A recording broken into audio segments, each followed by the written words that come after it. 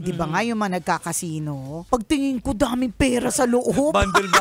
Mahirap i-judge. I know you cannot afford. Yung asawa ko kasi, yung hindi man lang nag-iisip ng susuotin. Ang sa kanya, pogi naman ako. So, okay lang kahit na hindi na ako masyado pumorma. So, meron siyang tinatanungan tungkol sa parang Bluetooth. Tinatanong niya kung magkano yung Bluetooth na headset. Tapos, hindi pa nagsasabi yung nagbebenta kung magkano. Sinasabi niya na kagad, very expensive. No. Alam mo, sinabi sa kanya ng lalaki, I know you cannot afford. May nagsabi sa akin pag sa BGC daw, naglakad ka, ang mga tunay na yayamanin daw talaga dyan, yung mga Chinese na mga nakaputing t-shirt, na mga yung parang bagong gising. Diba? Tapos yung mga hindi daw talaga yayamanin, yung mga sobrang forma na naglalakad sa BGC.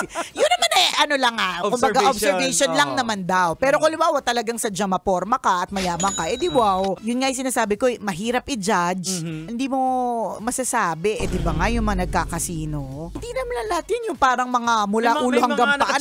May mga nakachinelas pero wala silang dalang mamahaling bag pero ang dala nila yung eco bag pero nandun lahat ng pera. Meron ako nakasabay na one time sa Okada, di ba po, parang sa scan yung dalang bag. Yung tao sobrang simple na ng itsura tapos yung pinascan niya parang nasa paper bag ng Mercury.